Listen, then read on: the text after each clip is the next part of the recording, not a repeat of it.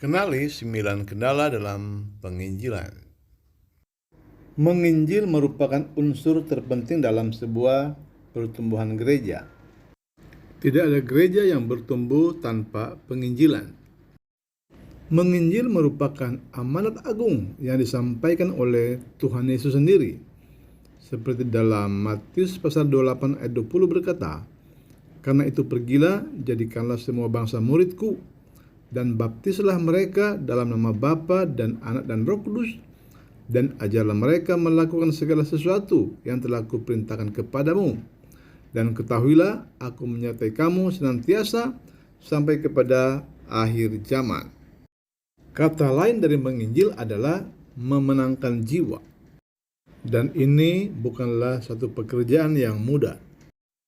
Untuk memulai satu penginjilan, kita harus menjawab pertanyaan-pertanyaan di bawah ini. Pertama, siapakah yang harus kita injili?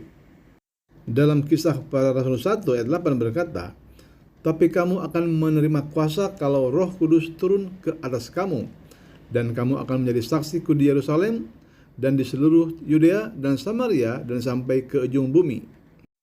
Artinya, orang pertama yang harus kita injili adalah orang di dalam rumah kita, kemudian orang di sekitar kita, kemudian orang-orang teman kita, sahabat kita, kenalan kita, pendek kata orang-orang yang berhubungan dengan kita. Kedua, mengapa kita harus memberitakan Injil? Ini tentu menyangkut hidup kekal, menyangkut surga dan neraka.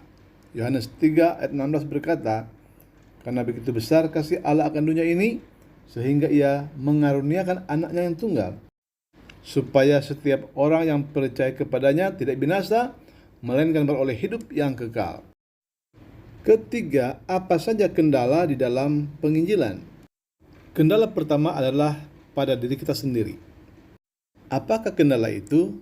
Yaitu ketidakpedulian akan jiwa-jiwa yang terhilang. Kedua, tidak mengerti akan Injil itu sendiri. Ketiga, berhadapan dengan orang-orang yang sudah beragama. Keempat adalah penganut aliran kepercayaan. Kelima adalah para ateis. Keenam, penganut aliran sesat dalam kalangan kekristenan. Dan ketujuh adalah kalangan Saduki, Farisi, dan ahli-ahli Taurat. Kedelapan adalah kalangan anti-Kristen. Dan kesembilan atau terakhir adalah berhadapan dengan iblis itu sendiri.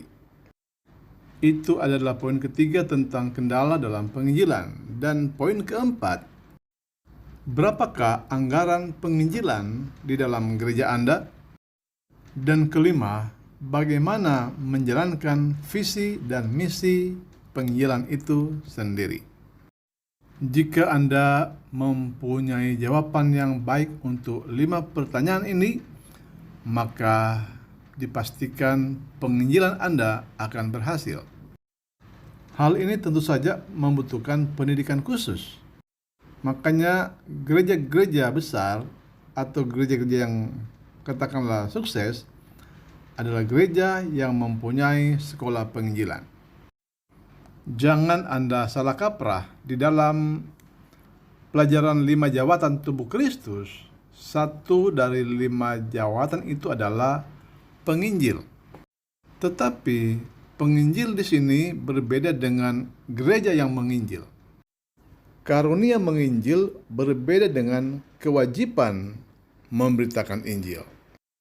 Semua orang percaya itu diwajibkan memberitakan Injil.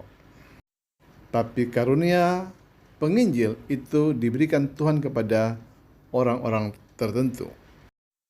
Ujung tombak daripada pertumbuhan gereja itu terletak kepada orang-orang yang memberitakan Injil.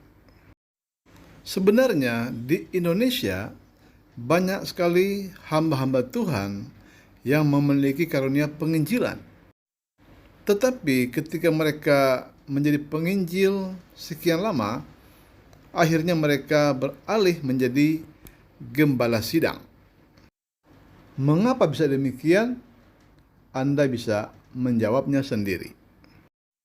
Kuncinya adalah gereja harus membiayai kehidupan keluarga penginjil agar mereka tidak menjadi gembala sidang. Ada sebuah survei dari mahasiswa STT. Dia mendapati sebuah desa di Pulau Jawa. Ada satu desa memiliki dukun 10 orang, sementara pendeta hanya 1. Artinya, masyarakat lebih membutuhkan dukun daripada pendeta. Kita harus balik, 10 pendeta, 1 dukun atau orang pintar. Itu baru penginjilan yang berhasil.